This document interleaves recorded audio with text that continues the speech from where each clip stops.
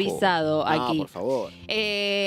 Bueno, así que llegó el invitado, Bien. llegó un invitado, Pedrito, para hablar de un poco de lo que veníamos hablando al principio del programa, ¿no? Un poco de obra pública y en qué lugar está hoy esta cuestión, qué importancia tiene para el gobierno y también para los sindicatos y para la gente que se dedica a esta cuestión. Fabián Catanzaro, secretario gremial de la Federación del Personal de Vialidad Nacional, FEPEVINA. ¿Está bien dicho así? Sí, sí. Perfecto. Muy bien. ¿Cómo anda, Secretario general del Sindicato de Empleados de Vialidad Nacional, cuya casa central está en la provincia de Buenos Aires. ¿Cómo está, Fabián? Buen día, ¿cómo andan? Primero, estamos. perdón por la demora. No, por favor. No, por Andamos favor. con la vida cronometrada más o menos, pero... Hay algo de calcular mal. Hay varios invitados que calculan mal el tiempo en la ciudad de Buenos Aires, porque uno cree que llega antes a los lugares y después se encuentra con que es un caos la ciudad de Buenos Es Aires. probable, nosotros somos bichos casi de microcentro, ¿no? Hacemos claro. la zona del microcentro, Congreso, y ahí ya después se nos va complicando un poco más. Pero sí, es verdad, nos cuesta calcular acá, es difícil. Es que cada vez hay más autos, más gente en la ciudad de Buenos Aires, más tráfico. Sí, hay una cuestión que es básica, la cuestión demográfica, ¿no? La Sí. población crece, las vías de circulación siguen siendo las mismas. Algo parecido uno podría pensar en el tema de las rutas, pero que es evidente, cada vez se complica más movilizarnos. Y Sí. encima con todo el tema del transporte privado, ¿no? Eso, al tener un transporte público deficiente, Tal cual. también empuja a mucha gente a utilizar los vehículos particulares y eso entorpece Sí. bastante. Claro, sí, termina saturando mucho todo. Y está bueno pensarlo, usar esta cuestión de la ciudad de Buenos Aires también para pensar la circulación de todo el país, ¿no? A gran escala, no solamente en lugares urbanizados, sino también un poco cómo es el estado de la obra pública en Argentina.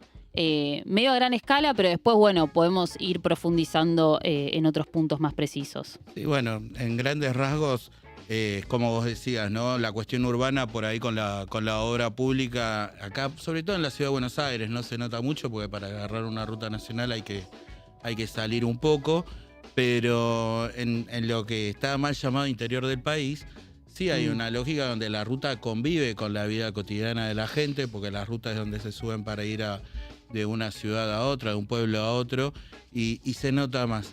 ¿Cómo estamos hoy? Y al día de hoy, la foto de hoy es que sobre 40.000 kilómetros que tiene la red vial nacional, un 60-65% está en un estado malo a regular. Ujú. Esto quiere decir casi 25.000 kilómetros de la Argentina en estas condiciones. Es un montón. Es un montón. Obviamente cuando uno hace esta radiografía, lo primero que te sale es, bueno, en 1 año y medio, 2 años del gobierno de Javier Milei, esto no ocurrió. Pero sí se ha potenciado mucho. Okay. Porque el parate de la obra pública no implica no solamente parar las obras que estaban proyectadas o en ejecución, sino también parar el mantenimiento.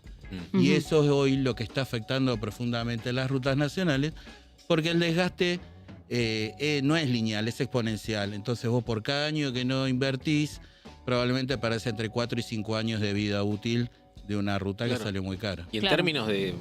El gobierno se suena la boca hablando de eficiencia, la cuestión del gasto.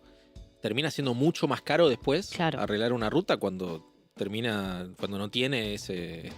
Claramente, digamos, ahí en términos economicistas, como le gusta Sí. hablar a este gobierno, la gestión que está haciendo sobre las rutas y sobre la infraestructura en general es muy deficitaria. Solamente les tiro 2, 3 números, pero por cada peso que uno no invierte en mantenimiento, después te sale entre 3 y Eso. 5 veces más caro rehabilitarlo. Entonces, al rehabilitarlo le va a salir más caro al pueblo, a la gente. Por lo tanto, hoy la plata que hoy dicen que se están ahorrando, en realidad es un mayor gasto que vamos a tener como sociedad a futuro. También hay otro dato que es desde el punto de vista economicista, que es el estado de la infraestructura cuesta casi entre 1 punto y 1,5 puntos del PBI. Claro. Digo, o sea, no es poca cosa cuando uno lo está viendo en esta perspectiva, solamente en el economicista, ¿no? Nosotros la verdad que preferimos poner la perspectiva sobre el humano y sobre las vidas que hoy están en riesgo y sobre la cantidad de muertos que hay, pero que desde el lado economicista tampoco es buena la gestión. Y que hoy lo que nos están haciendo es con el recorte del presupuesto, que bueno, eso pasa en todo el Estado porque venimos casi gobernando con un presupuesto hecho en el año 22, porque es el presupuesto del año 23, y por otro lado el tema del impuesto a los combustibles líquidos, que no lo está reteniendo el Ministerio de Economía de manera ilegal, porque son fondos de recursos específicos para el mantenimiento de las rutas, que son casi 300 millones de dólares, que los retuvo el año pasado y este año ya en los primeros meses, con el aumento que hubo del impuesto a los combustibles del año pasado, que fue casi de un 500%, volvió a retener este año. Y que todo eso sirve para hacer este gran dibujo de superávit fiscal, Claro. que en realidad no es tal. Está bueno también pensar el rol que juegan las rutas en el modelo productivo argentino, ¿no? Porque no es solamente gente que particular, que se sube a su auto y que conecta tal vez 2 puntos, sino también hay un modelo productivo argentino que se sostiene en que los caminos, o que una gran parte está puesta en que los caminos, las rutas, los camiones que pasan por esas rutas, tengan cierta seguridad y cierta capacidad de poder recorrer grandes trayectos. Sí, claramente Argentina, bueno, la cuestión de las rutas y de la infraestructura en general, uno la podría poner un punto de quiebre en la década del 90, no solamente con los procesos de concesiones de las rutas, que contratos de 30 años que se han vencido en estos últimos años y que han sido un desastre, porque las empresas no invirtieron un peso, porque o sea, básicamente en el modelo de concesiones no hicieron nada, pero por otro lado el desmantelamiento del ferrocarril. Entonces nosotros claro. frente a ese proceso, ¿qué es lo que vos ves? Una intensidad de la carga que se ha dirigido a las rutas nacionales, que eso ha aumentado la peligrosidad de las mismas, pero que sí, o sea, el desarrollo de la humanidad está asociado al camino, el desarrollo Al del movimiento. comercio, exactamente, porque o sea, sin caminos no hay territorio, no se asciende. Por lo general, bueno, acá en Buenos Aires tenemos el ejemplo de la autopista Presidente Perón, que no se ha terminado, está un 86% de avance y el gobierno nacional no la quiere terminar, pero que vos vas ahí y vas a ver la ruta y después se asientan la gente, los polos industriales, y esto hoy nos pasa. Por eso para nosotros las rutas está fuertemente asociado al concepto primero de soberanía. Después, obviamente, uno tiene que tener un planteo de desarrollo estratégico, de ver, por ejemplo, la salida al Pacífico, la salida a los puertos, la integración al Mercosur. Y eso está, o se supone que debería estar pensado en esa perspectiva. Lo que pasa es que, bueno, evidentemente hoy las miradas están puestas desde otro lado. Sí, vos ahí insinuabas al comienzo de que esto no es un tema que haya comenzado con Milei, ¿no? El problema. ¿Por qué crees que es un problema que persiste durante todos los gobiernos, por lo menos los últimos gobiernos? Sí, bueno, básicamente es una cuestión primero de inversión. Por eso nosotros, para no hacer un raconto histórico de la historia de las rutas, pero pongo el punto de quiebre en los 90 porque justamente las rutas que fueron concesionadas en la década del 90 son las de mayor tránsito y son las que hoy están más detonadas. ¿Por qué? Porque al no invertirse, justamente las concesionarias al no invertir, por ejemplo, no hicieron los doble carriles, no transformaron en autovía esas rutas que hoy son de un carril de ida, un carril de vuelta. Que es muy peligroso para el conductor eso. Primero, porque son los siniestros de mayor mortalidad, los choques de frente, los choques frontales que aparte son evitables. Sí, de un auto queriendo pasar un camión, por ejemplo, ahí es donde exactamente, se produce. o el recuerdo todavía del accidente ahí en la Ruta 3, del camión y el micro que embistió de frente, que fue una tragedia. Entonces, desde la década del 90 venimos arrastrando esos problemas sobre las rutas más transitadas de la Argentina, la falta de inversión de las concesionarias. Por otro lado, en paralelo a eso, el Estado Nacional ha ido desarrollando, pero también es una cuestión real y concreta de que la obra pública es inversión. Y la inversión tiene que venir a partir del presupuesto y de los recursos que se afectan. Bueno, nosotros hace 10 años que prácticamente se invierte entre 1 punto y 1,5 puntos del PBI en obra pública en total de la Argentina. Si bien Vialidad Nacional, por los costos, es tal vez el mayor receptor de esos fondos, no quiere decir de que haya recibido el 1,5% del PBI. Pero en líneas generales, la inversión ha sido muy baja. Y bueno, es como yo les decía al comienzo, ¿no?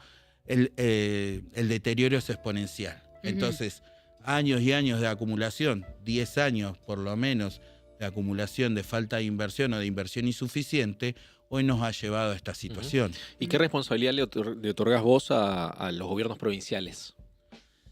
Bueno, Más allá de la cuestión legal, ¿no? De que efectivamente es una cuestión nacional, ¿no? Sí, no, yo creo que los gobiernos provinciales han hecho lo que han podido, porque justamente en ese proceso de los 90 también es donde se pasó la salud, la educación. Claro. Se le pasó también una parte de la red vial de ese entonces, era más grande la red vial y se le pasaron algunas rutas a las provincias.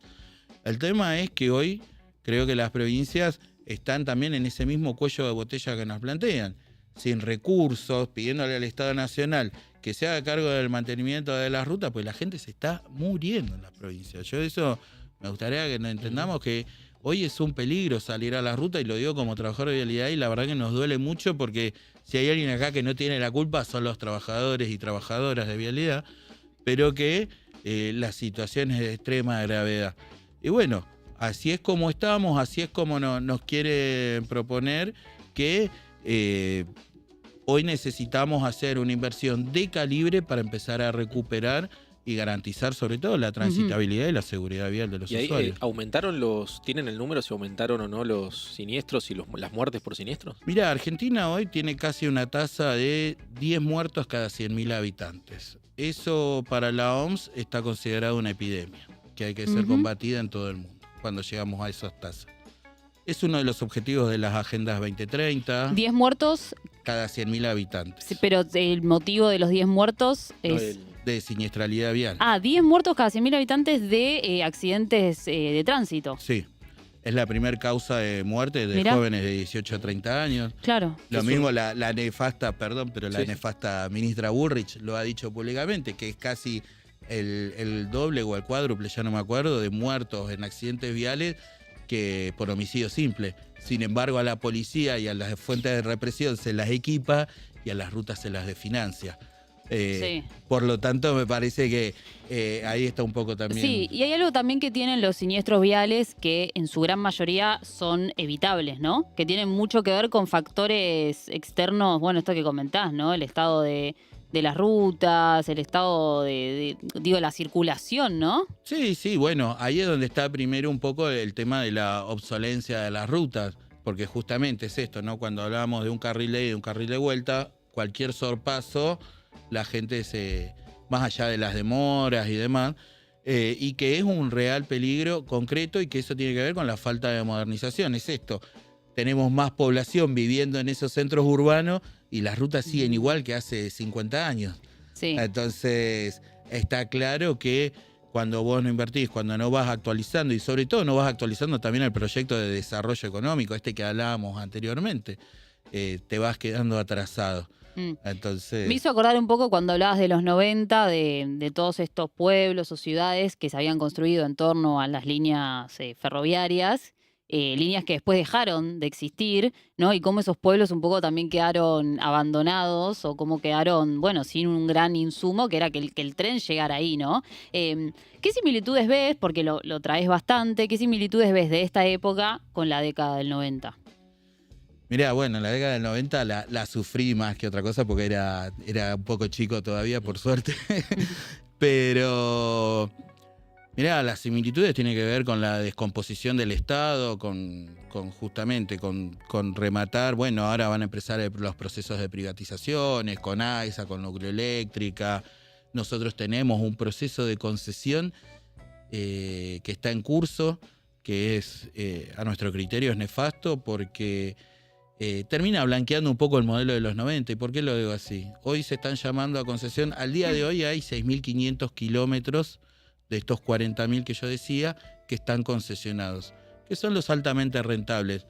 Pero ¿qué es lo que pasa? Hoy el gobierno nos está proponiendo un modelo de concesiones sobre 10.000 kilómetros, ya no 6.000, o sea, nuevos peajes con tarifas más altas, ya donde las concesionarias no van a tener que pagar canon al Estado. O sea, todo va a ser ganancia pura, no están obligados a hacer grandes obras, se les entrega la parte de la zona, del uso de la zona de camino para explotación comercial, que eso primero es ilegal y segundo es un factor de inseguridad vial muy grande. O sea poder poner comercios, ponerle al... Un banco al costado de la ruta, un hotel, bueno, hay cosas que hoy hay, como estaciones de servicio y demás, que también son ilegales, que en su momento se les otorgaron los permisos a esos propietarios, pero que también es un factor de inseguridad vial. Claro. El tema es que hoy, frente a este proceso, tenemos, como te decía, no tienen que pagar canon, no tienen que hacer grandes obras, tienen apenas algún plan de bacheo en los primeros 7 años y después por 30 años se dedican a recaudar, no tienen en cuenta condiciones ambientales, ¿no? Atravesar parques, por ejemplo, un parque nacional, tenés que poner un pasafauna, si no tenemos los animales muertos. Bueno, hay una serie de cosas. Y para cerrar, por lo menos esta parte de concesiones, plantear y poner un ejemplo. Hoy a la ciudad de Bahía Blanca son 700 kilómetros y hay 4 peajes. Bueno, bajo este modelo, esos 700 kilómetros va a haber 8 peajes.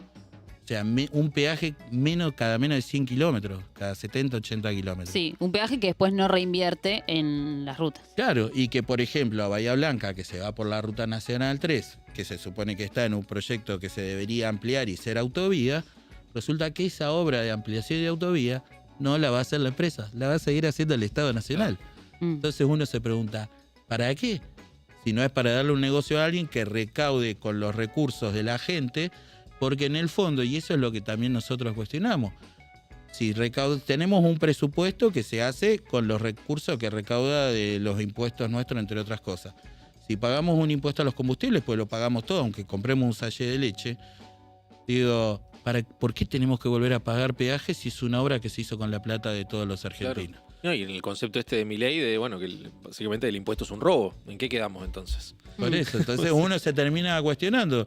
Y encima, bajo este modelo, resulta que le vamos a hacer el trabajo a las concesionarias, pero por otro lado le van a cobrar el peaje a la gente. Y eso es un poco también el juego en el que están cayendo hoy las provincias. Por ejemplo, el otro día la provincia de Mendoza hizo un traspaso de 250 kilómetros de rutas allá en la provincia, que sería el acceso a la ciudad, donde ya aprobaron colocar cabinas de peaje. Entonces, los ciudadanos de Mendoza, cada día que quieran entrar o salir de su ciudad, van a tener que pagar un peaje. Y digo, ¿no es cuestionable? ¿Por qué no le fueran a pedir al gobierno nacional, mejor dicho, que haga lo que tiene que hacer? Claro. ¿Qué opinas de esta frase de Javier Milei, bueno, pero del gobierno también en general, que donde hay una necesidad, hay un privado que se va a interesar, ¿no? Como esta cuestión de si el negocio es realmente rentable o si es de Si bien... se va a necesitar eso, Sí, una ruta, por ejemplo. si hay una necesidad real, entonces a un privado le va a interesar y va a haber un negocio ahí y bueno, esta cuestión de que no hace falta que el Estado intervenga y demás. ¿Qué opinas de esta mirada del gobierno? Bueno, es bastante reduccionista, ¿no? Primero porque justamente el Estado es algo distinto a una empresaria. El Estado persigue otro tipo de beneficio y que no persigue el fin de lucro para arrancar. Entonces, en nuestro caso, bueno, pues siguiendo el ejemplo de antes, nosotros tenemos una red de 40.000 kilómetros. Rentables económicamente son esos 10.000 que estamos hablando ahora, y no hay una solución para esos 30.000. Porque ¿qué vamos a poner? ¿Una cabina de peaje para una ruta que pasan 40 autos por día? Por ejemplo, Ruta Nacional 40, una ruta conocida, en el tramo sur, entre Neuquén y Mendoza, pasan 100 autos por día. ¿Quién va a tomar eso? El gobierno provincial de Mendoza ni de Neuquén las quieren tomar. Claro. Porque no es redituable, pero sin embargo, esa ruta es parte de la constitución de nuestro territorio, de la unidad de nuestro pueblo. Entonces, por eso yo lo asociaba fuertemente al concepto de soberanía, porque es ahí donde tenemos que entender de cuál es la virtud que tiene. Nuestro territorio se integra por nuestros caminos, y así es como nosotros vamos formando una nación. Y eso también va muy de la mano de, yo por eso la tomo a la frase desde este proceso de desterritorialización que parece, ¿no? O sea, donde, bueno, es un sálvese el quien pueda, y no es el objeto ese, sino que nosotros peleamos por un modelo de desarrollo estratégico, pero sobre todo que acompañe el crecimiento del país. No podemos pensar las cuestiones aisladas, porque si no, terminamos cayendo en esto, ¿no? En generar pequeñas regiones que casi actúen autónomamente. También estuvo, bueno, últimamente muy en el centro de la escena la cuestión de la obra pública, ¿no? Siempre el gobierno quiere instalar de alguna manera que la obra pública está asociada a la corrupción, ¿no? Y esto del rol del Estado en la obra pública, ¿no? La forma como de robarle al Estado a través de las concesiones a la obra pública y demás. ¿Vos crees que es una imagen que quiere construir el Estado para poder justificar esta falta de inversión? Yo creo que ha sido parte de la excusa que han usado para desinvertir totalmente. En ese análisis, uno, como en todo, hay alguna pequeña dosis de verdad. Lo que pasa es que, bueno, el gobierno la suele manipular mucho a los datos y demás. Hay una cuestión que nosotros no podemos obviar que tiene que ver con el concepto de la patria contratista. ¿No? Este concepto que tomó fuerza a partir de la década del 70 y que se ha ido afianzando y que creemos que sí hay que problematizarlo desde el sentido en que en realidad la obra pública no es un robo. Lo que es un robo muchas veces son los mecanismos que tienen estas empresas que actúan de manera carterizada y que se tiene que entender. Nosotros lo sintetizamos en una frase: los gobiernos pasan y la patria contratista queda. Entonces a nosotros, cuando lo escuchamos también al presidente, nos preguntamos y decimos, ustedes ven que gobiernan por DNU, nosotros lo estamos sufriendo. Sí. Ahora nosotros nos preguntamos, ¿por qué no tocan la ley de obras públicas? ¿Por qué no la modifican? Si es tan dañina, en lugar de parar todo. Claro. Mejorémosla, generemos algunos requisitos, mecanismos que sean más convincentes.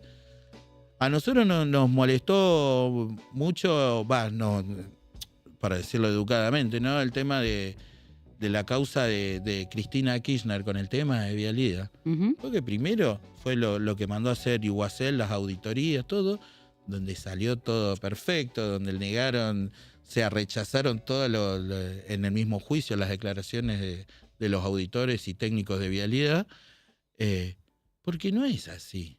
No es así. En realidad hay un montón de vericuetos que están metidos en la ley, por ejemplo, de que las empresas adjudiquen obras y que luego después la frenen y digan, no, bueno, hay que modificar el proyecto acá, o de golpe te la frenan y empiezan a redeterminar precios, porque en el gobierno de Mauricio Macri se hizo un decreto donde las empresas pueden redeterminar precios cada 5% de inflación. Entonces casi todos los meses las empresas estaban redeterminando.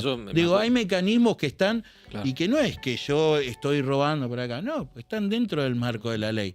Por eso en realidad, claro, tomando esta frase, lo que nosotros decimos es que en realidad no hay que destruir el Estado, hay que fortalecerlo y tiene que dejar de ser un coto de caza de los empresarios, porque justamente si hay algo que para que está, por ejemplo, la Vialidad Nacional, es para supervisar y diseñar la política vial argentina. Entonces, necesitamos más que destruirnos, necesitamos fortalecernos y que después no hay un llamado por teléfono de un empresario a un despacho no termine tirando para atrás las decisiones que toman los técnicos y los ingenieros nuestros. Claro. Clarísimo. No sé, me acordaba, hablando de la patria contratista y casos más recientes, no sé, el soterramiento del Sarmiento, ¿no? Todo lo que tiene que ver con la concesión esa, en manos de Calcaterra. Entonces, estamos hablando de que si vos hurgás en cada provincia, te encontrás con algo. Sí, se supone, bueno, ahí uno se va asombrando a veces cuando va buscando nombres de empresas contratistas que hagan obra de ingeniería, porque bueno, son un poco eso, ¿no? No solamente hablamos de las rutas, estamos hablando de construcción de hospitales, escuelas, lo del Sarmiento, cárceles, y son todas las mismas. Y que eso es parte también de lo que ha tomado poder y envión durante estos últimos 30 a 40 años. Entonces, frente a ese proceso, insisto, nosotros siempre fuimos para adelante en el sentido de que no podemos abortar las obras o los proyectos de desarrollo, pero sí tendríamos que tener mayor capacidad de control y que las empresas se alineen a los requisitos y necesidades que tiene el pueblo, más que a los intereses que persiguen ellos. Totalmente.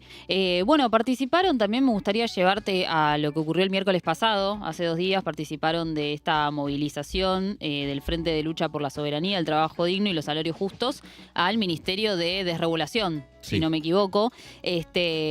Contanos un poco, bueno, de su parte, qué es lo que ven, por qué los llevó a movilizar y qué ven en esta unión y en este nuevo frente. Bueno, un poco lo hablábamos acá con tus compañeros antes de entrar. Nosotros, bueno, la experiencia que veníamos teniendo ya desde el macrismo tal vez había sido mucho más resolutivo en las instancias frentistas y de construcción de una etapa de resistencia, que en esta etapa nos estaba costando bastante, o nos está costando bastante, por una multiplicidad de causas. La verdad que si quieren nos quedamos un rato hablando, pero me parece que venimos de una serie de intentonas. Nosotros integramos al Frente de Gremios Estatales, integramos los cabildos abiertos que se lanzaron, y hoy respondimos a esta convocatoria también porque, primero, bueno, como distintivo lo que vemos es que en este clima de cansancio y de hartazgo de los trabajadores, que no damos más, porque no solamente estamos hablando de la cuestión de todo lo que venimos hablando, sino a nivel salarial, ¿no? Nosotros, por ejemplo, en nuestro caso particular, tenemos las paritarias congeladas desde octubre del año pasado. O sea, ni siquiera nos han abierto la posibilidad de negociar como han negociado con el Estado Nacional. Aumentos vergonzosos, pero en la sumatoria ya son casi 20 puntos de diferencia. Entonces, que es poco, pero a su vez es un montón para nuestros compañeros. Pero bueno, este frente, la característica que nosotros encontramos es que frente al desconcierto creciente, frente al avasallamiento que está haciendo Sturzenegger con sus políticas de regulación, que en realidad sabemos que es de destrucción justamente de los mecanismos de control del Estado para que avancen los privados haciendo sus negocios, es el epicentro de todo esto. Y fuimos también porque, bueno, nosotros hoy estamos con un péndulo sobre la cabeza, con la amenaza de que nos van a disolver, que no sabemos en qué situación vamos a quedar ni cuántos compañeros van a echar. En un principio, el 14 de febrero, nos reunió el administrador de Vialidad, Campoy, para anunciarnos que se venía la reestructuración y el achique del organismo. En su principio sería del 30%.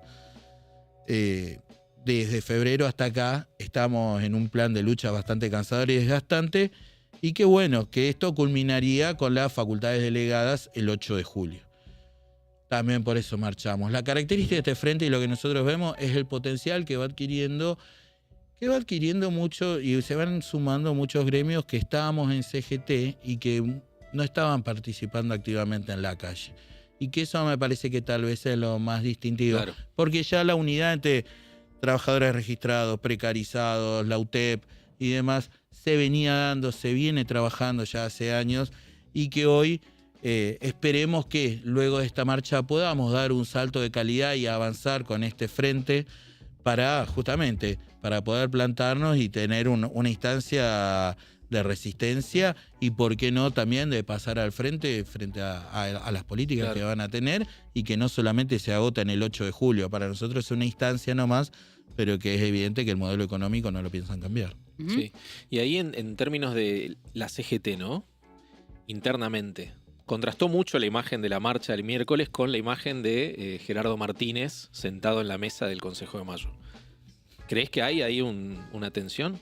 Claramente, no lo vamos a negar. Es más, la tensión existe, yo diría casi desde el primer día. Lo que pasa es que, bueno, se fue, en un principio del gobierno fue cediendo porque, bueno, la CGT tuvo unas respuestas rápidas, convocó a modalidades de acción directa. Lo que pasa es que hoy estamos en un amesetamiento que no se tolera más, no se soporta más de ningún lado de los sectores de los trabajadores.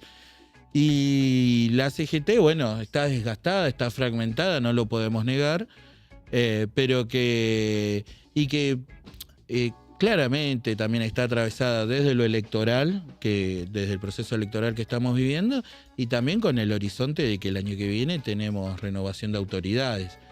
Y que, bueno, esta conducción está claramente desgastada por donde lo podamos ver, ya sea porque Martínez se sienta con el gobierno a negociar la reforma laboral cuando nos están reventando en la calle y en el día a día, y también cuando tal vez la CGT quiera convocar una medida de acción directa y vemos que ya hay respuestas fragmentadas, que no estamos actuando como un solo bloque unitario, y eso es donde creemos que también ahí se abre una pequeña puerta para, bueno, pensar una CGT distinta a lo que se viene. Ahora sí, no podemos esperar al año que viene. Nosotros necesitamos actuar ahora.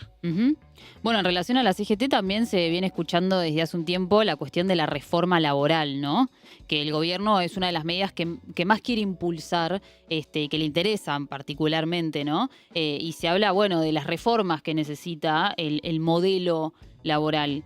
Desde su espacio, ¿cuáles creen que son esas reformas o si se necesita alguna reforma laboralmente? Mirá, yo creo que nosotros como trabajadores no le escapamos a la reforma laboral.